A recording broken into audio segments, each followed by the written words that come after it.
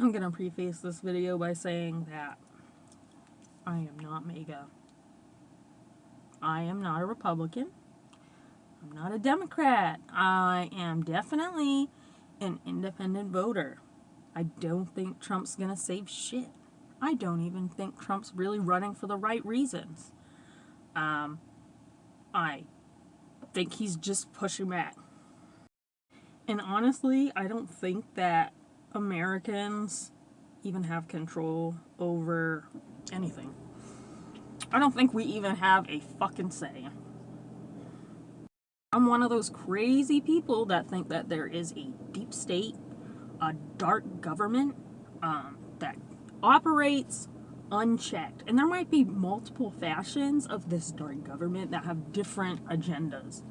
And that's who I think that our politicians actually work for. Republicans work for their deep state dark government. Democrats work for theirs. They both push different agendas to get the money. And they control anything from our medicine, our environment, our food, everything. But that might be a different conversation.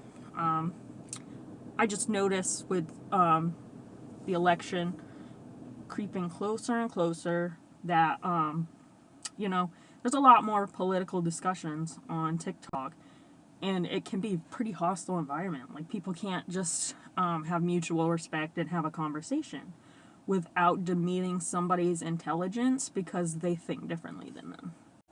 And I don't think that I've seen, like, a single conversation as an observer on TikTok where people weren't throwing around an accusation of transphobia, racism, misogyny, anti-Semitic,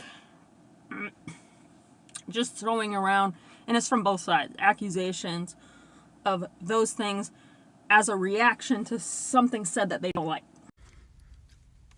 For instance, I was called an ableist because I commented on what I perceive to be a mental decline for Joe Biden. People are like, you're not a doctor, you're not his doctor, you're not a professional. But you don't have to be any of those things to look at all of the instances where he has, like, completely lost himself or lost his train of thought, slowed down, doesn't know where he's going. Sometimes he can't even finish a sentence.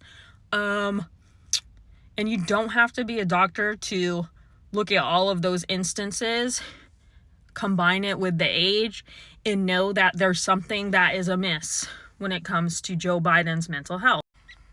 That being said, 68% of voters in America are worried about Joe Biden's mental and physical health.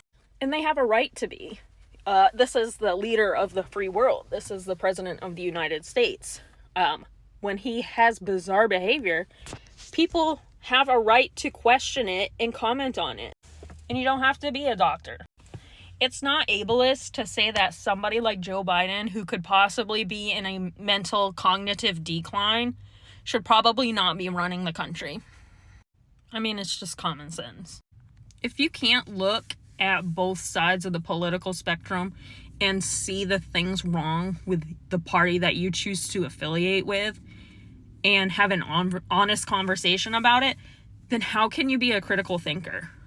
And the institutional corruption in our government is literally, like, out of control. But that's a different conversation. So, I mean, if you want to vote for Joe Biden, I mean, that's your right as an American. I won't judge you on that.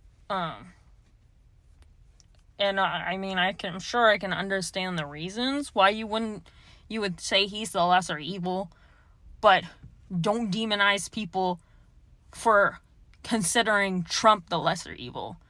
Because when you keep somebody like Joe Biden as your political candidate and 68% of the voting population sees that something's wrong,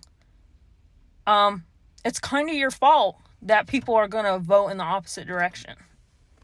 I mean, I don't know. I think it fucking sucks. And I think neither candidate will change anything politically, the direction we're going, the conflicts. I think that that's all controlled by somebody else.